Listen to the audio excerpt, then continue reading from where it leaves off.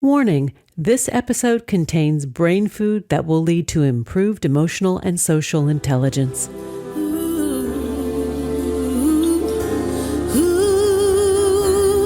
Hello and welcome to our new short format servings of consciously prepared brain food designed to improve your mental fitness. This is Lisa Cypers Kamen, your host. For more than 12 years, we've been proudly and consistently crafting harvesting happiness and sharing it with you. Each week, we spotlight diverse thinkers and doers who are contemporary trendsetters and change agents devoting their lives to creating a better world in which to live. We invite you to listen up and change the way you think about human happiness. Our award-winning content is fresh, optimistic, and purpose-driven media that promotes well-being from the inside out. Alrighty then, let's dive in. This episode offers psychosocial education designed to inspire and motivate our listeners. The information provided does not constitute a therapeutic relationship nor a substitute for professional mental health care. If you are experiencing a mental health crisis, call 911, go to your nearest emergency room, or for listeners in the United States, text 988 for the National Suicide and Crisis Lifeline. Good morning, good afternoon, and good evening, wherever you are. Thanks for joining me on today's show, where you will learn about misbelief and mayhem, how irrational things become alternative facts. My guest today is Professor Dan Ariely. Dan Ariely is the James B. Duke Professor of Psychology and Behavioral Economics at Duke University and a founding member of the Center for Advanced Hindsight. He does research in behavioral economics on the irrational ways people behave, described in plain language.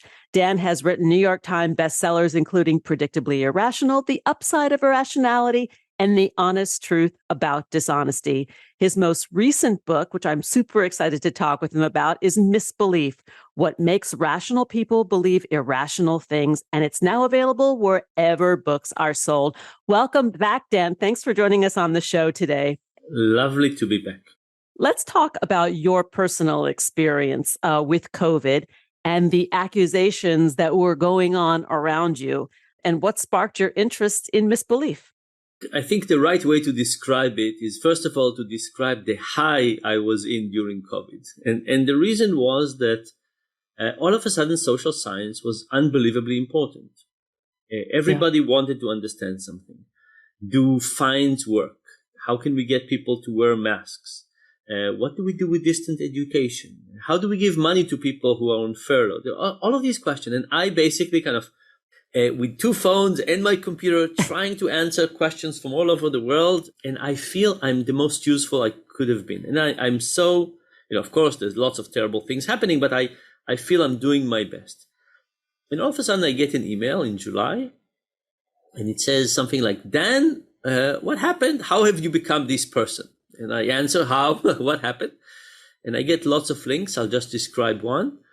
That link describes how there are pictures of me from hospital. As you know, I was badly burned. I was in hospital for about 3 years. So it starts with pictures of me in hospital.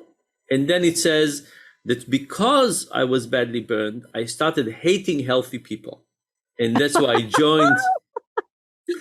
That's why I joined Bill Gates and the Illuminati and the Cabal. I became the chief consciousness architect of the pandemic, and in an attempt to kill as many healthy people as possible.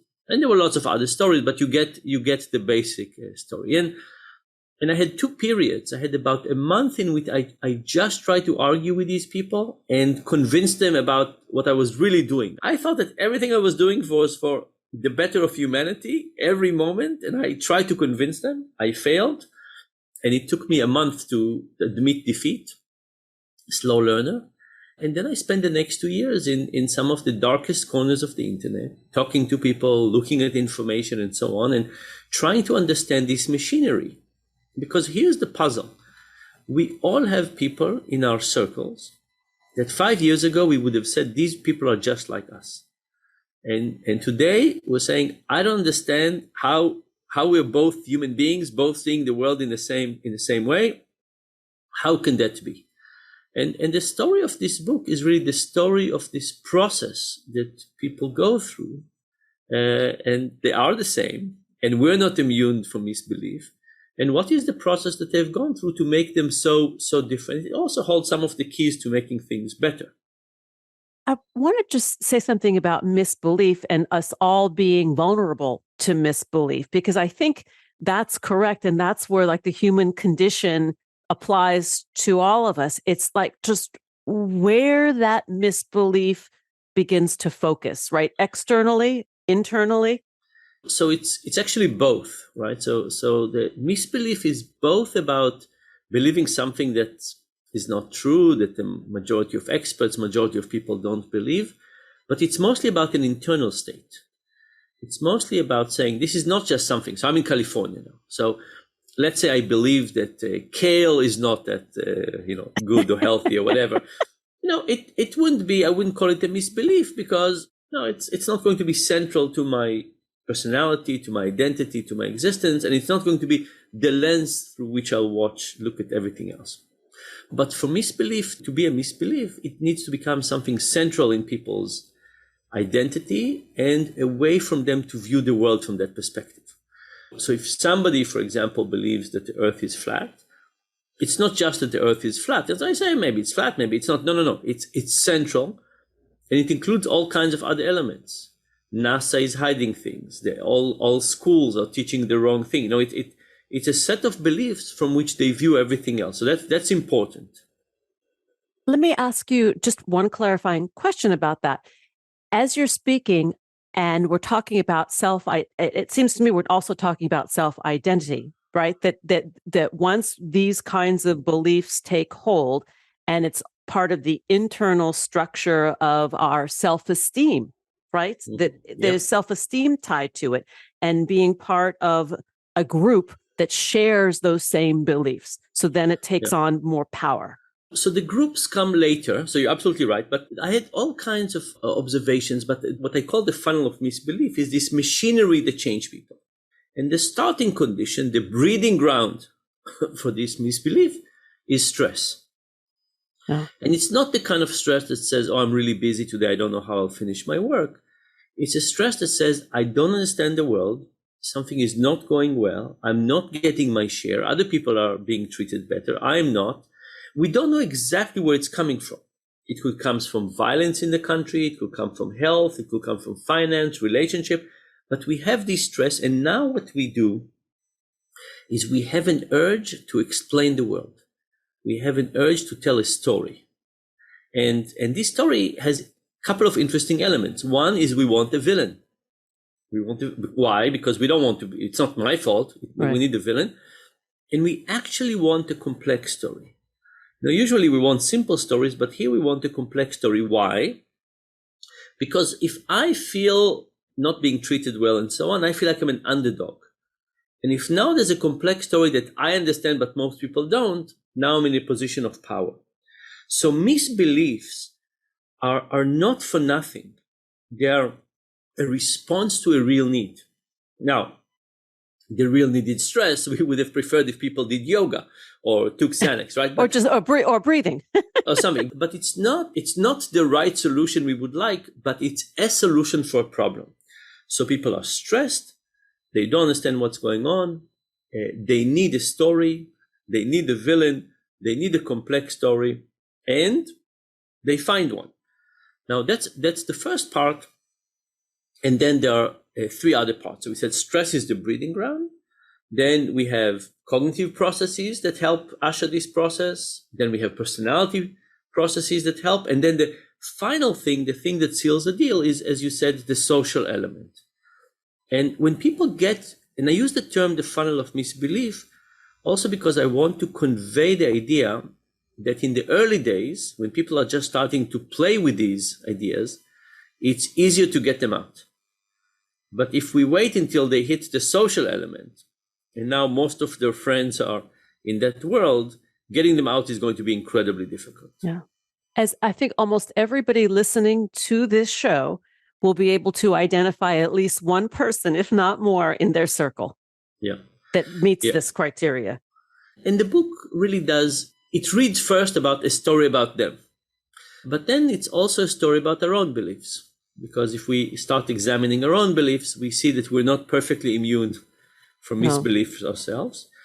And then the book is also about the bigger picture of all of this. And the bigger picture is trust. Because, if somebody takes a step in the funnel of misbelief, it means that they have this view that to trust less the schools, trust less politicians, trust less the FDA, whatever it is. And everybody who is losing trust is costing something to society and to themselves. Right? Let me ask you something about what's closely related to trust. Maybe the flip side of trust is doubt. And what I hear you saying is that we shouldn't not have doubt, right? I mean, to have a healthy skepticism, to inquire, to learn the truth or the facts about a situation is important to this process, to bringing ourselves back to belief. Yes, absolutely. So, I don't think people should follow blindly anything, right? Yeah. It's holding multiple hypotheses is wonderful. Even saying something like COVID seems like a real thing, but maybe not. Let's just take something extreme like that. That's very healthy. And in fact, there's a personality trait called intellectual humility. A little bit, the name is a bit arrogant, but it's about intellectual humility, and it's about the fact that we are willing to hold multiple hypotheses in mind, and we can enjoy the process of marinating in them. But again, if we create stress, there's no enjoyment, right? If you're very stressed, you want to find a solution. You can't say, "Oh, I'm really stressed. Let me enjoy the process of figuring things out." No, you have an urge to find an answer quickly with a villain and so on. So it's a very nice trait, and it's one of the things we should try and build in ourselves and build in our kids. But it's going to be difficult to execute when we are in high stress. Let's talk a little bit about what happens to our brains and our bodies in high stress, because it makes it very difficult to be in high executive functioning when we're in that heightened state of stress or fear, which is closely related. So if I go back to this first month when I had these discussions with the misbelievers, and then for the next 2 years, I got a death threat almost every day. The last one I got was 4 days ago, so it's less frequent now. But I felt this concept we call scarcity mindset. So usually we talk about scarcity mindset when we talk about poverty. I'm saying people who are poor and are continuously concerned with, will I be able to pay my bills? Where's the next meal come from? Will I be evacuated? And so on. We say some of their mind is preoccupied with that, and they have less capacity to dedicate to other things. And I know the research on that. I felt it in an unbelievable way. I was there with these accusations and death threats, and I felt that I lost maybe 15% IQ. I was just not able to focus. I would say, okay, I know how focusing feels like, yeah, and I can't do it. There was a nagging thought all the time somewhere that couldn't. Now at night it would really explode, but during the day I couldn't chase it away, and it was really, really hurting. And when you say, okay, now imagine people are in that situation. How can we function very well? How can we in this capacity say, oh, let me enjoy this process, let me think about multiple hypotheses and so on? Not very easy. We're going to need to take a break. And when we return, we will continue the conversation with my guest today, Dan Ariely. To learn more, please go to his website, danariely.com. You can find him on Twitter at Dan Ariely. On Facebook, you can go to Dan Ariely Official. And on Instagram and LinkedIn, it's the same handle. We're talking about Dan's newest book, Misbelief, What Makes Rational People Believe Irrational Things. We'll be right back. Before we pause, let's talk about how much great food and happiness go hand in hand. And thanks to HelloFresh, my life has gotten a whole lot tastier and happier. Fall is upon us, and that means hearty harvests of edible goodness. And if you're anything like me, your time is precious, and outsourcing awesome deliverable meal kits saves time, money, and takes the guesswork out of stocking up the fridge. HelloFresh delivers top-quality, farm-fresh, pre-portioned ingredients and delicious seasonal recipes sent right to my front door. Skip trips to the market and count on HelloFresh to make home cooking easier and more joyful. HelloFresh makes eating well a snap with easy-to-follow, innovative recipes that fit every lifestyle. They've taken the stress out of cooking and given me more time to breathe and relax. This makes me extra happy. Did you know that Green Chef and Every Plate are now owned by HelloFresh? I love switching up my orders between brands for variety, and you can enjoy our listener offer across all products. Get game-changing convenience that will please your palate and pocket. One of my all-time favorite recipes is the one-pot Thai coconut turkey soup from the Quick and Easy recipe collection that goes from stove to table in under 30 minutes. I'm also mad about the fall flavor mini pumpkin cheesecake. Join me in subscribing to America's #1 meal kit with healthy menus designed to satisfy your taste buds. Go to HelloFresh.com/50HH and use code 50HH for 50% off plus free shipping. That's HelloFresh.com/50HH and use code 50HH for 50% off plus free shipping. Now let's take that pause. We'll be right back. Research tells us that happiness is good for our health. Happy people live longer, are more productive, and make better partners, parents, and professionals. Connect on Facebook at Harvesting Happiness and follow me on Twitter at Lisa Kamen for nutritious helpings of positive goodness. One thing I know for certain, happiness waits for no one, and at times we all need a little support. To learn more about cultivating sustainable well-being at home and at the office, visit harvestinghappiness.com to explore experiential online and on-site optimal lifestyle management consulting services, including recovery fortification and life crisis triage. And we're back, continuing the conversation with Professor Dan Ariely. We're talking about misbelief and mayhem, how irrational things become alternative facts. Let's get back to it. So Dan, let's go back to one of the elements of the funnel of misbelief. And you talk about the social aspects, cultural aspects. Let's go back there for a moment. Yeah. So people basically start their journey. And the first thing that happens, sadly, and I have done this sin, and in a minute you'll tell me if you have done it as well, they get ostracized. So let's talk for a second about ostracism. There's a beautiful kind of anecdote how the research on ostracism started. This guy, Kip, is walking with his dog in the park. He sees two people playing frisbee. The frisbee falls next to his feet. He picks it up, he throws it to one of them, and to his surprise, they throw it back to him. And they keep on throwing the frisbee back and forth, including him. And after a few minutes, they stop throwing it to him and just play between the two of them. And he feels rejected. And he says, why did he feel rejected? He didn't know them. He didn't come to play with them. Clearly, he was an outsider. But then, of course, he went and did a lot of very serious experiment on ostracism using the same approach. 3 people playing, tossing to everybody versus tossing to everybody, and then stopping and leaving one person alone. And he showed that ostracism is unbelievably painful. It changes people's optimism, and it changes people's well-being, and it changes their willingness to help, and it changes dishonesty. It changes lots of things. It just gets us to be bad people.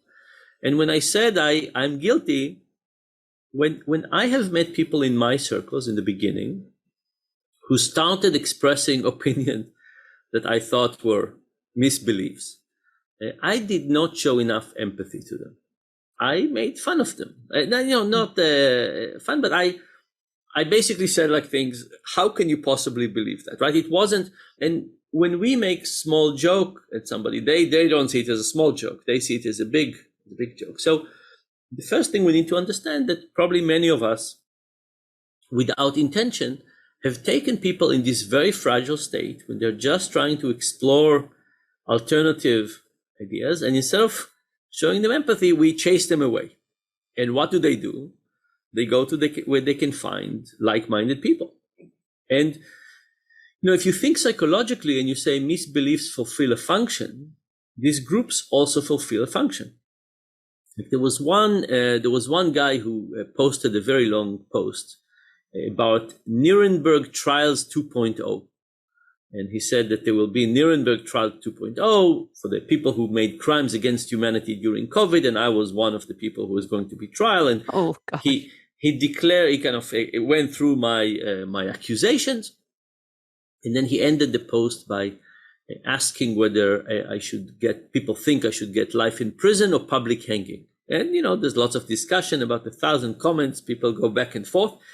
But the point I want to make is that their comments were incredibly loving to him. They congratulating him on his writing and his clarity of thought and all kinds of things like that. Lots of hearts, lots of hugs, people, accolades.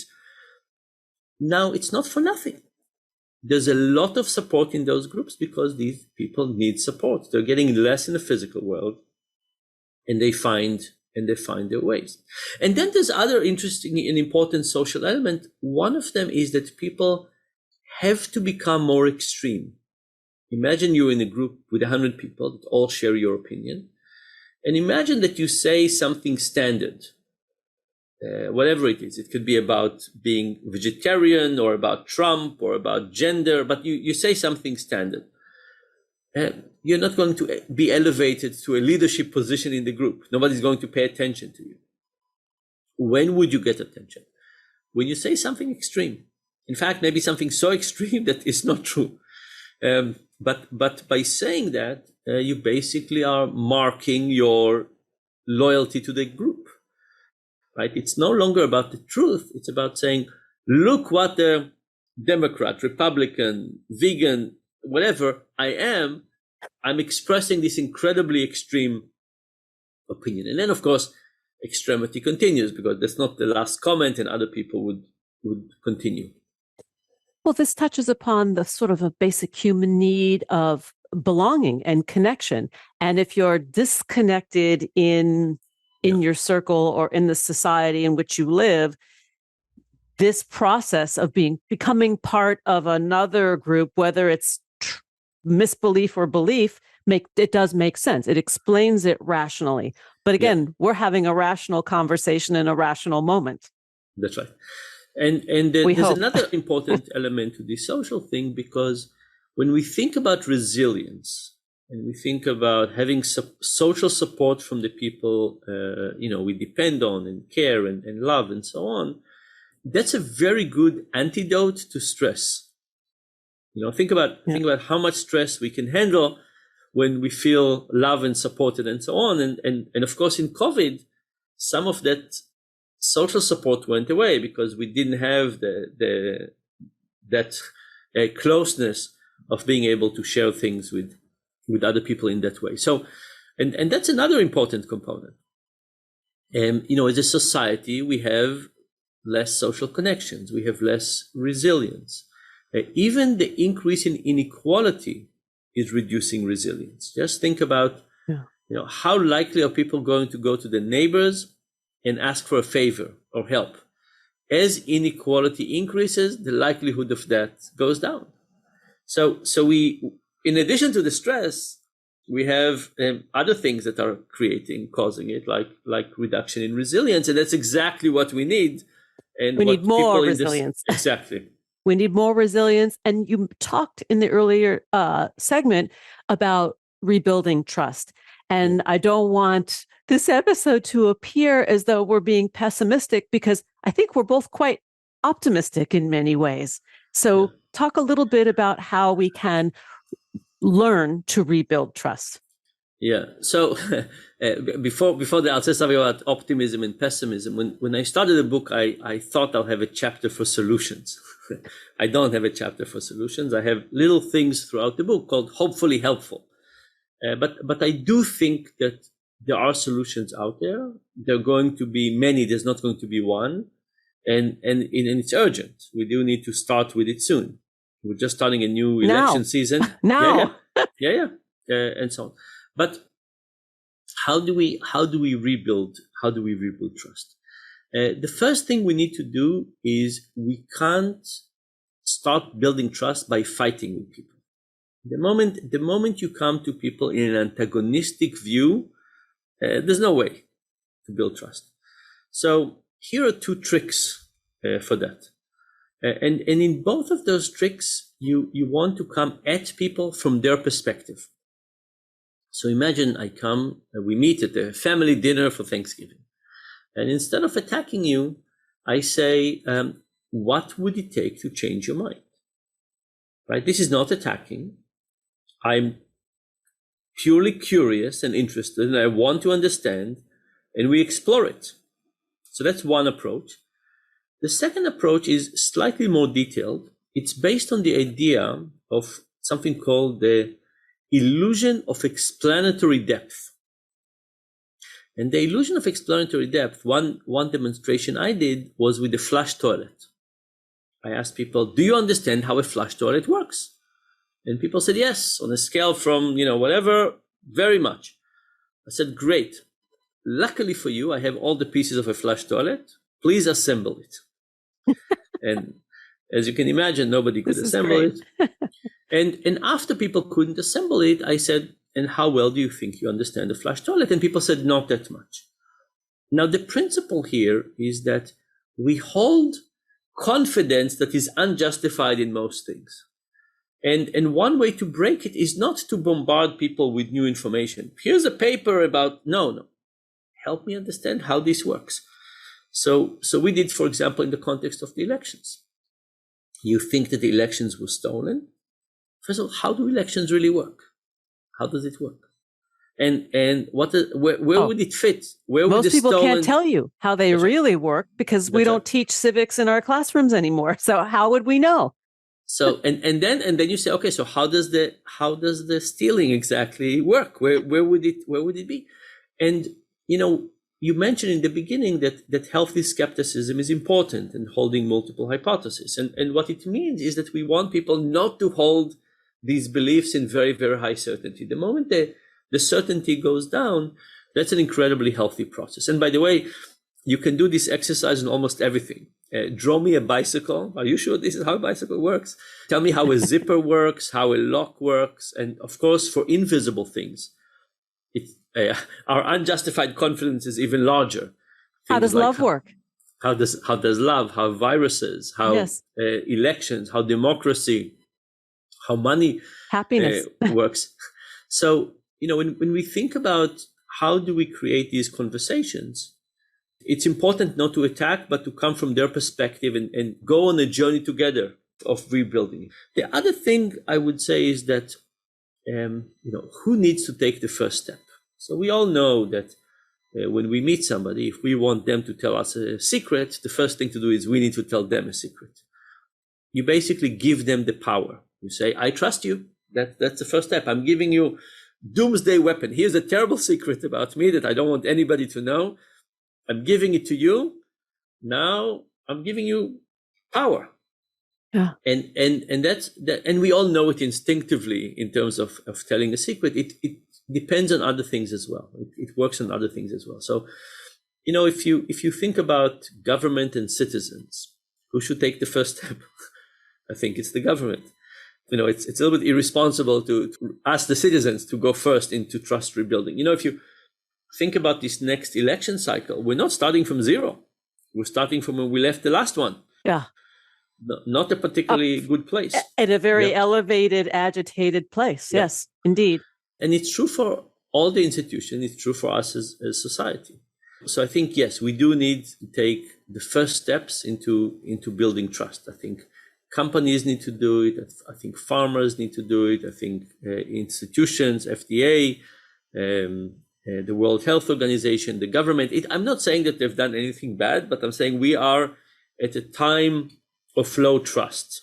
I'm not blaming anybody for who exactly is responsible for this low trust. We are just in this situation of low trust, and steps need to be taken. It's interesting. I have family members who I'm in the same dynamic that you describe. And one of the questions I ask constantly is, tell me more about that.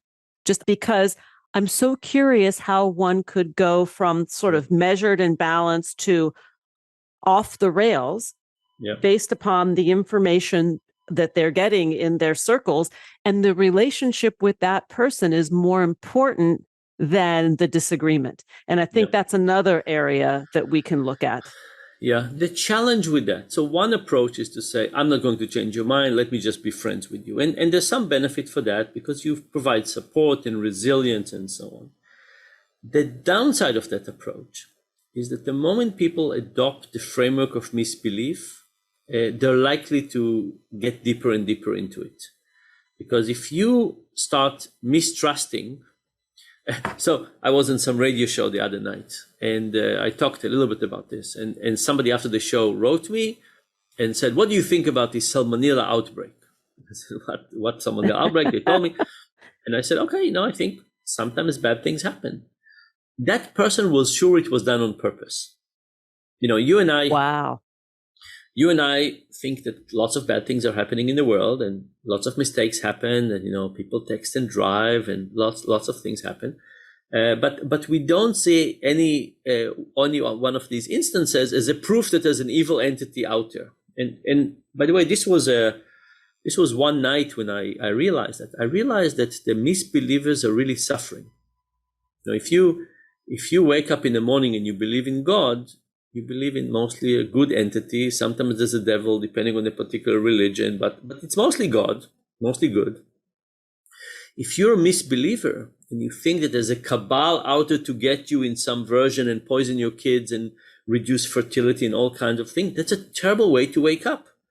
So these misbeliefs are actually very deep, very damaging, and they have a tendency to expand, because if you start mistrusting, where's the end? So I do think that to the extent that we can, approach number one is let's give people social support, but we also need to try and get them back. And ideally, we want to find them in an early stages when they haven't gone into the social element. And then there's a much better chance of bringing them back. That is probably a good point to end upon, at least for now. And I hope you'll come back and talk more, because we always have great conversations, Dan. To learn more about Professor Dan Ariely, please go to danariely.com. You can find him on Twitter, Instagram, and LinkedIn at Dan Ariely. And on Facebook, it's Dan Ariely Official. We're talking about misbelief, what makes rational people believe irrational things. Dan, as always, I so appreciate you spending a little bit of your day with me. Thanks. My pleasure, anytime. Thanks for joining us on Harvesting Happiness today. This is Lisa Cypers Kamen on behalf of my guest, Dan Ariely, wishing you kind thoughts, kinder words, and the kindest of actions. Until next time, remember, happiness is an inside job. Happiness is your inside job. Please go out and rock your day, and remember to be kind to one another. Keep harvesting your own happiness anytime and anywhere from the comfort of wherever you are. Subscribe, listen, and share hundreds of downloadable episodes from our mental muscle toning libraries at harvestinghappinesstalkradio.com, toginet.com, iTunes, Google Play, Amazon, Spotify, or wherever you get your podcasts. To learn more about my global consulting services, please visit harvestinghappiness.com. Spread more joy by liking us on Facebook at Harvesting Happiness and following me on Twitter at Lisa Kamen. Harvesting Happiness is produced by me, Lisa Cypers Kamen, Andrea Mengele, Robin Boyd, Andrea Daly, and the awesome team at Podfly Productions, including Eric Begay, Kimberly Beck, and Alec Gus, in collaboration with TogiNet Radio, KBUU, RadioMalibu.net, and is available on PRX, the Public Radio Exchange.